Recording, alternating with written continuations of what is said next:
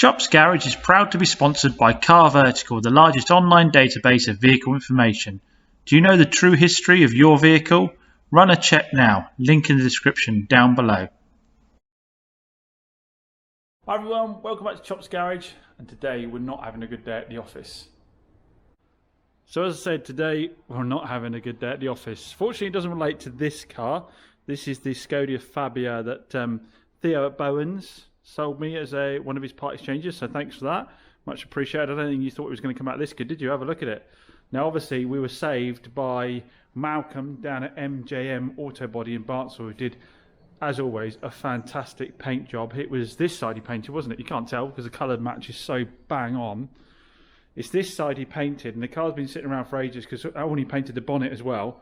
Look at the shine on it. It's been sitting around for a while because the only thing I need to do is machine polish this side of the car so it match, which I've now done. And I have done a little bit of a wheel refresh where they were scuffed a bit, but overall they were good. I've treated all the plastics. It's had an interior valet as well. Look at the shine on this car now. 2012, 50,000 miles. But it's that automatic gearbox that will sell this one, isn't it? It's got the 7-speed DSG gearbox with the 1.2 petrol in. I have to admit, I'm super impressed with the drive on it. I've driven a lot of small autos recently, and this is by far and away the best. It has the most pull, and at 7-speed box, you're always in the right gear, and you don't find it screaming its guts out all the time.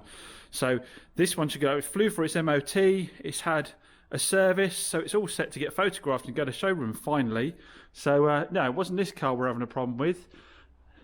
The X-Trail, that's now valeted and all ready to go, and luckily that's not the car that we're having problems with. Well, I say currently we're not having problems with it. This is now all ready for a photo shoot.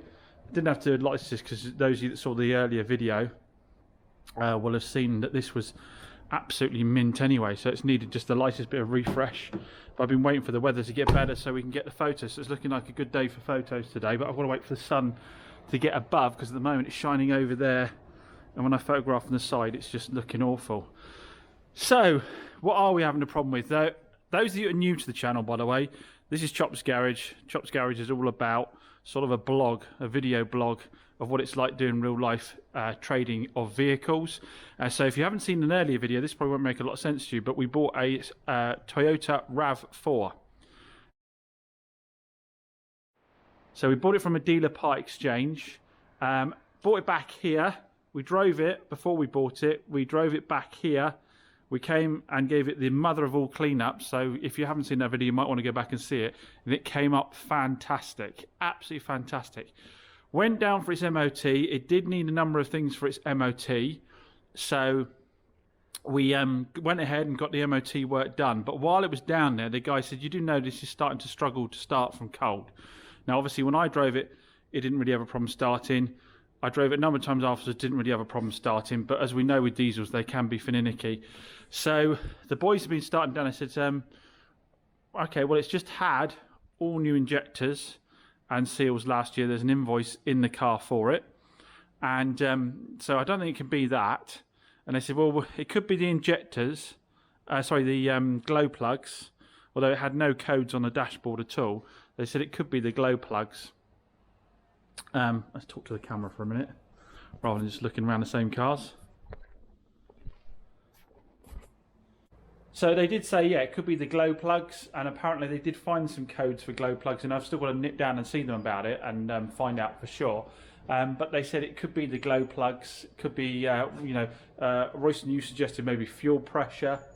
Well, they've been investigating it, had a phone call this morning. They've changed out the glow plugs, so they must have found, like say, the codes there for it. Took it out for a test drive. While it was out on test drive, the blooming engine seized. The engine seized completely on it. They had to get it towed back.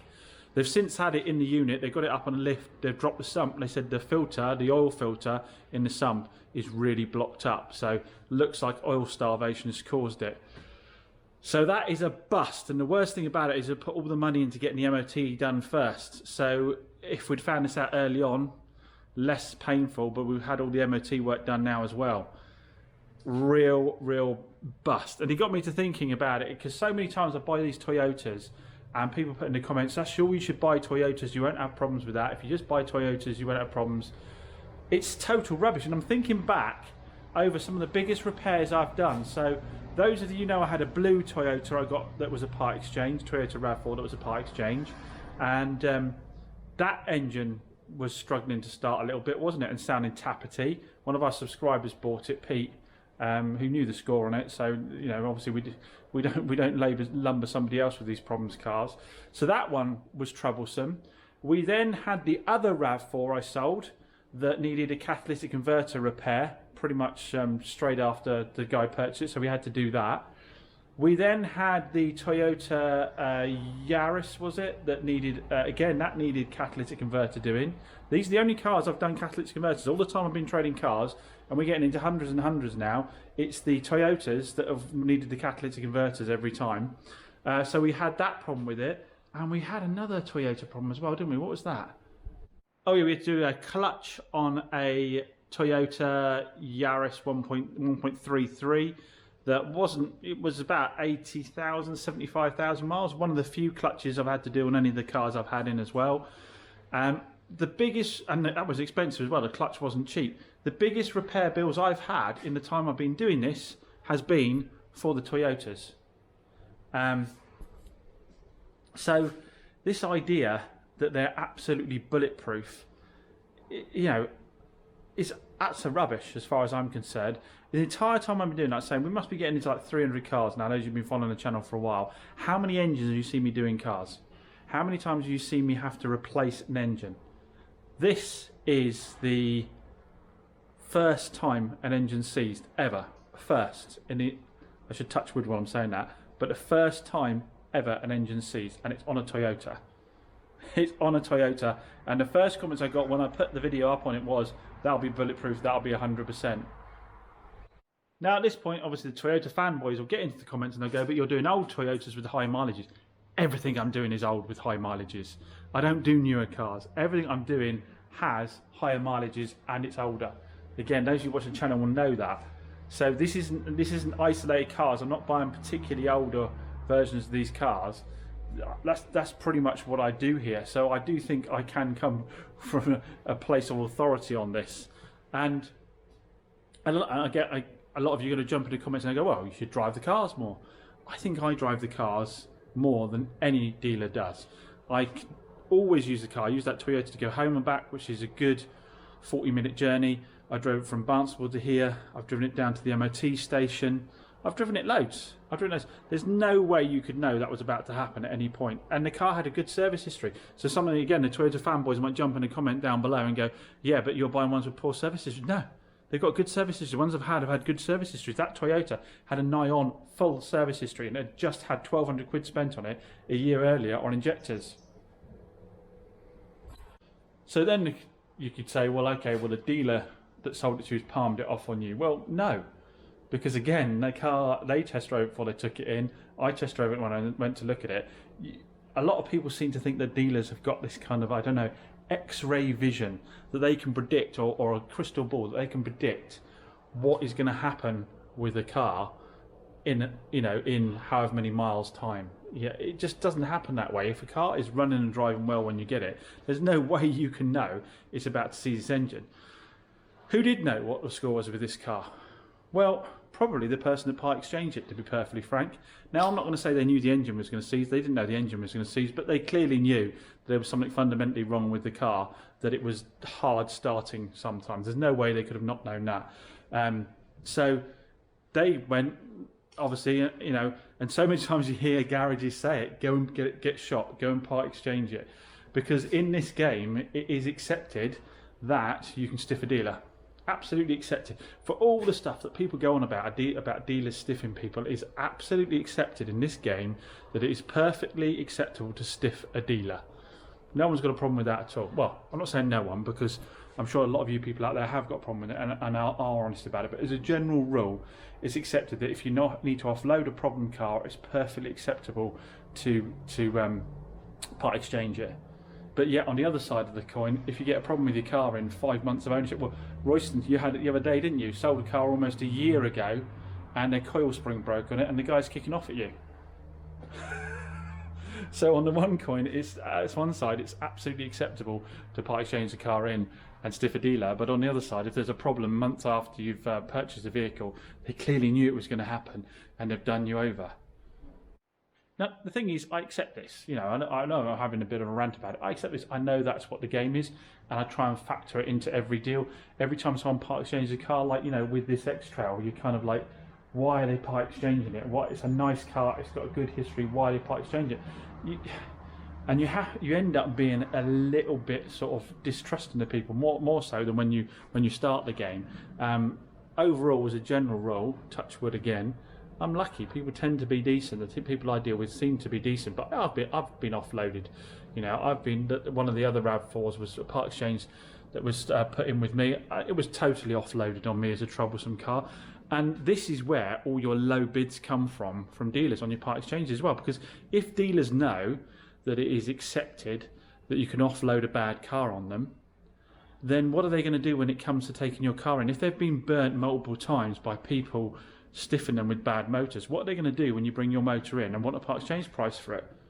You know, you might know it's a good car and you might think, you know, might say it's got no problems, but they've got to treat it as that it could be a problem vehicle. That's the only choice they've got, and that's why you get your low bids again. So the same people that are complaining that dealers are bidding super low are the same people that think it's acceptable to offload cars that have problems.